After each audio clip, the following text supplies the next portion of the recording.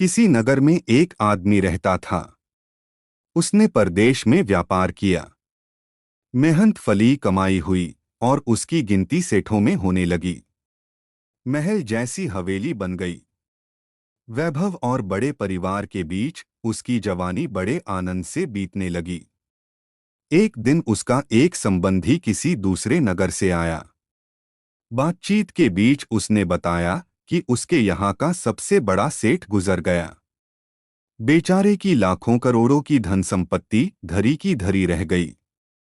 बात सहज भाव से कही गई थी, लेकिन उस आदमी के मन को डगमगा गई। हाँ, उस सेठ की तरह एक दिन वह भी तो मर जाएगा। उसी क्षण से उसे बार बार मौत की याद सताने लगी। हाय, मौत आएगी, उसे ले जाएगी और सब कुछ यहीं छूट जाएगा। मारे चिंता के उसकी देह सूखने लगी। देखने वाले देखते कि उसे किसी चीज की कमी नहीं है, पर उसके भीतर का दुख ऐसा था कि किसी से कहा भी नहीं जा सकता था। धीरे धीरे वह बिस्तर पर पड़ गया। बहुतेरा इलाज किया गया, लेकिन उसका रोग कम होने की बजाय बढ़ता ही गया। एक दिन एक साधु उसके घर पर आया। उस आदमी ने बेबसी से उसके पैर पकड़ लिए और रो रो कर अपनी व्यथा उसे बता दी।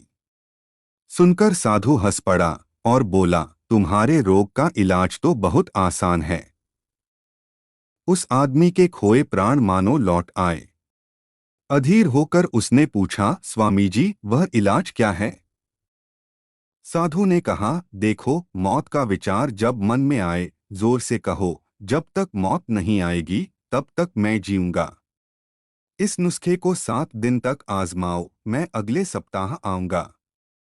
7 दिन के बाद साधु आए तो देखते क्या हैं। वह आदमी बीमारी के चंगुल से बाहर आ गया है और आनंद से गीत गा रहा है।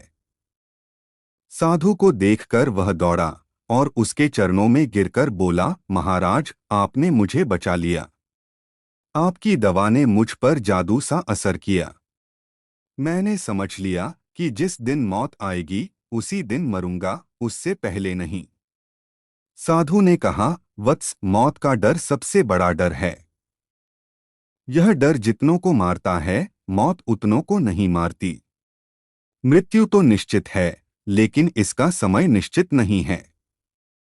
अतः हमें अपने भविष्य का डर अपने मन में नहीं रखना चाहिए।